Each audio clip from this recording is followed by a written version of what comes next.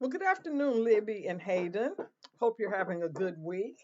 Well, I was I was actually sitting here at my desk eating lunch and thinking about the fact that I hadn't posted anything this week with any current event that I thought was relevant to the social change model.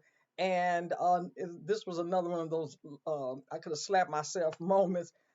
The whole initiative about building the cop city. And I wished I had thought about this earlier in the class because we could have really delved into it.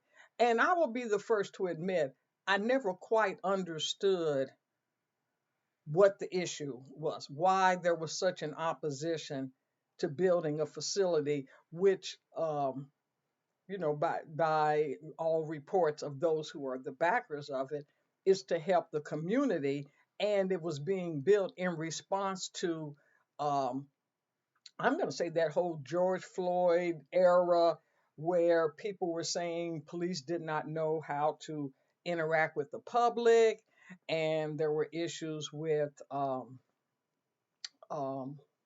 first responders and all of that, and so that they approved the building of this um, training facility, which has been termed Cop City, but it was really for police and first responders um, to receive what I guess the Atlanta Police Foundation, who is a nonprofit arm that is backing this, feel is not it first is going to meet the needs of the cry of the community that we need better policing and better trained um, officers and first responders. And so, in that way, it's going to help the community. And that's their take on it. Never understood why people were opposing it. And so, I read an article today um, written by NPR or published in NPR. Um, and it shed some light on it to me. And basically, the problem is the site that they're going to build this, or they want to build this Cop City on, is land that had already been designated and approved in 2017 to be green space and space that was going to be dedicated to uh, like parks, places for families to gather, a potential link to the belt line. So it was going to be used in that capacity to just improve the quality of life of the citizens. And they feel like the opponents feel like number one, the city has now gone back on what they had said because the city had approved it and then turned around and leased the property. Uh, the property is called the South River Forest. And so then they turned around and after approving it for the use as green space for the betterment of the community, then they leased it to the police department to build this facility. And so that's basically the gist of the controversy that's going on. And like I said, the Atlanta Police Foundation is the nonprofit that I'm going to say is for this. The group that is acting against it is called, let me pull it up here, Defend the Atlanta Forest. And I went on its website just to see a little bit more about it. And one of the things that it says is that it really doesn't have a leader. There's no leader or no spokesperson for this group. It's just really just a bunch of groups who have come together in opposition. And I think that to some degree, I think that is a problem when you don't have, um, when you have a leaderless group uh, trying to act on behalf of the community. Um, but this group, like I said, their slogan is they want to defend the forest. They want to defend the land that they feel had already been designated to help the environment. And now, like I said, the city has agreed to let the police have it to, from their perspective, potentially cause more harm because they feel like the whole purpose of this cop city isn't really to improve how or improve policing in Atlanta, but it's really more to militarize the police force, and that is something that they're all against.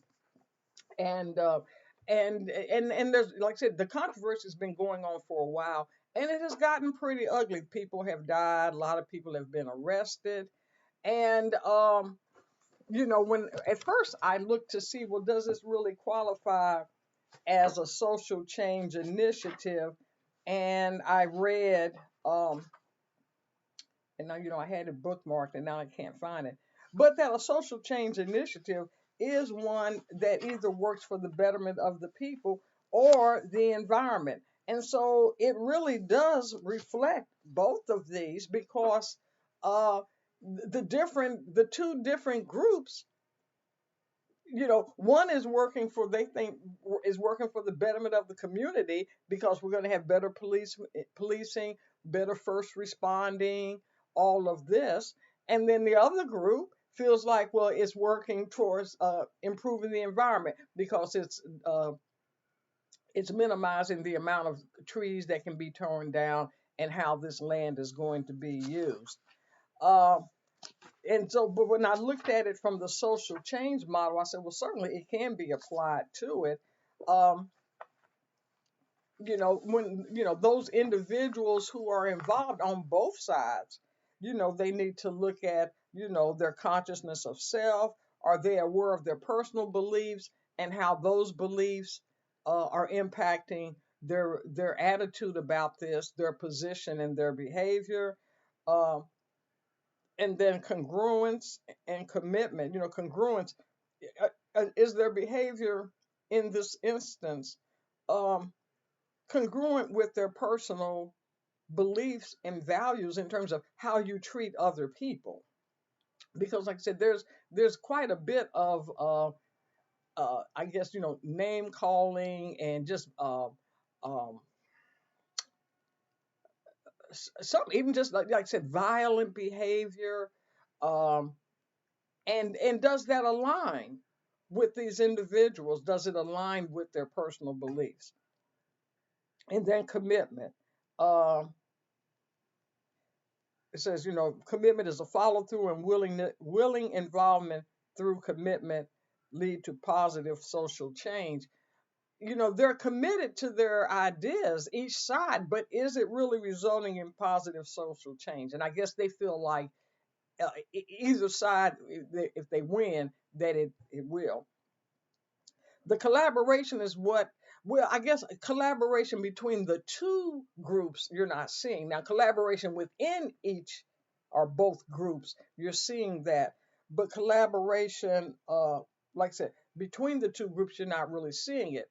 Now, as I mentioned, this Defend the Forest, it's a collaboration of a lot of different groups who have come together. Um,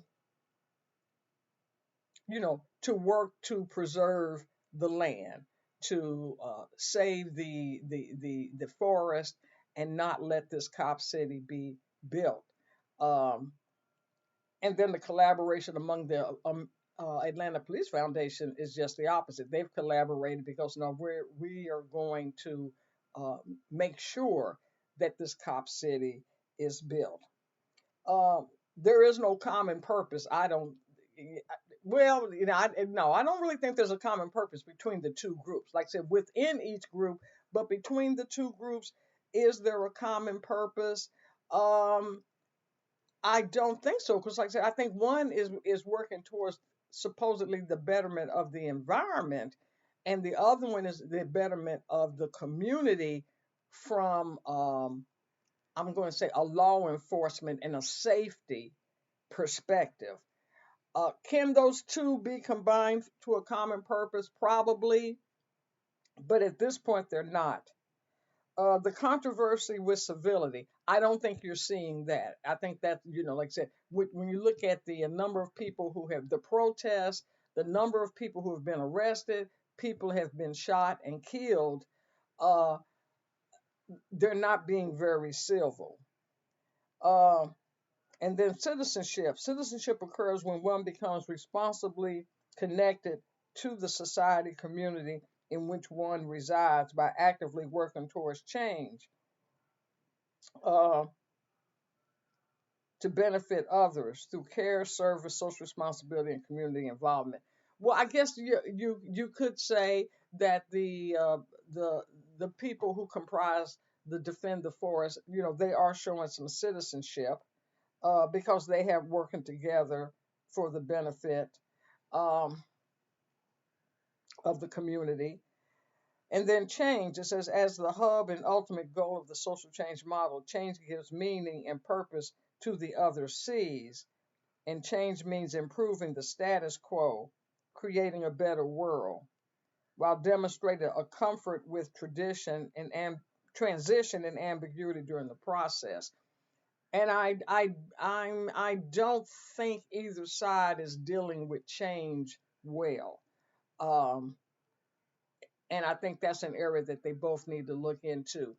Um, One of the issues that is recent, and there's actually going to be a hearing on it today. The defend the forest group, they have determined that the vote really needs to be taken to the people. That the people in Atlanta should have the ability to vote on um, the whole cop city. And so they needed petitions. I think it was they needed 58,000 signatures to of Atlanta residents to vote on this, and they went out to gather these, and they presented 108,000 signatures. But when those signatures were scrutinized, they said less than half of them were really Atlanta residents. And I heard somebody on the news this morning say, well, it's still enough where we need to go forward with it. Yeah, we realize that anytime you do something like this, um, you're going to get a number of people who really aren't authorized to sign the petition, but we feel that there's enough to go forward. And so now that is going to court today for a judge to determine um, is it you know is it legal? Can they use this as a way of putting the issue on the ballot for voters? I and I got the sense that uh, when they gathered the names, they realized that all of them were not going to be legitimate. Um, I do think that they should have probably put a little bit more care into that.